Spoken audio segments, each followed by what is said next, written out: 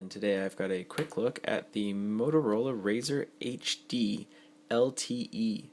This is Motorola's newest smartphone. It is also the newest Razr. The last one we reviewed was the sort of reboot Motorola Razr, which was an Android 2.3 device.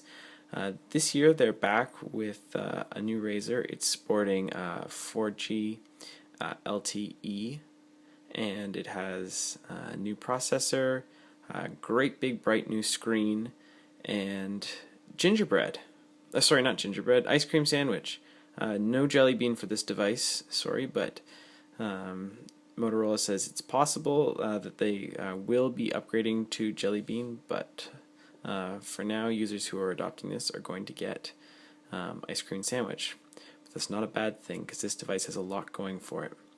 So taking a look at the device, it is very thin. So in keeping with the Razr's mantra, they've gone for an extremely thin device. However, it is a super sturdy phone. It's one of the sturdiest phones we've tested, save for maybe the Lumia 900. It's got a full Kevlar backing this time. Last year it sort of had this bezel around the Kevlar and just sort of not quite full implementation, but this device feels almost wrapped in Kevlar. Front display is completely coated in Gorilla Glass, and you have a 4.7-inch Super AMOLED display on the front.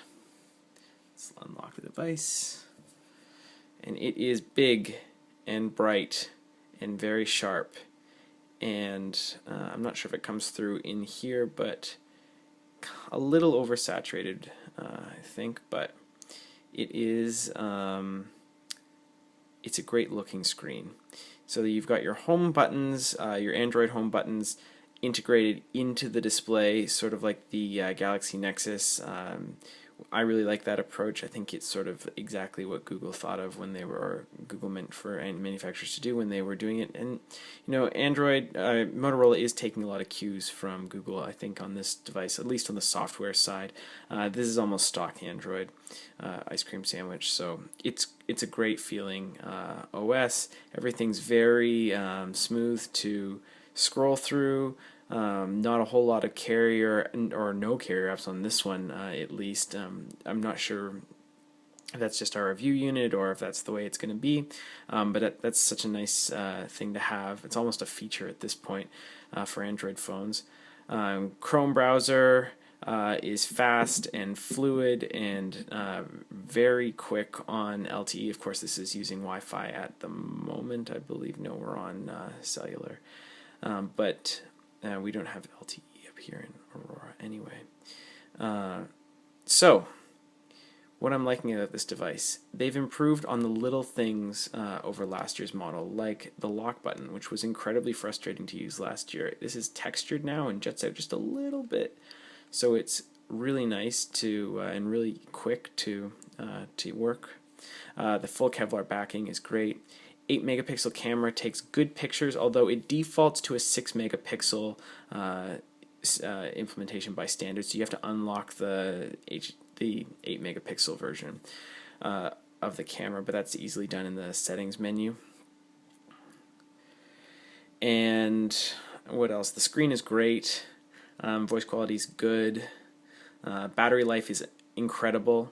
Motorola is touting up to 24-hour battery life. It's a little bit it's less than that if you're using it all the time. You're going to get a full day out of it for sure, but and on standby it's almost 48 hours on standby. It's a lot of battery.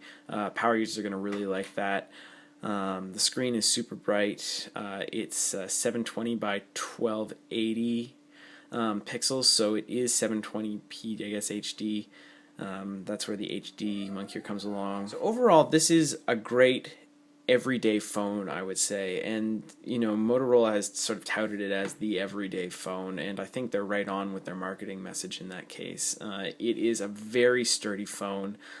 It looks great. The screen is large, and there's not a whole lot of extras in the design. It's very minimalist feel, and that's perfect for this device. I think it really keeps with sort of the Razr feeling, or what you've come to expect from a Razr device, even more so than last year's.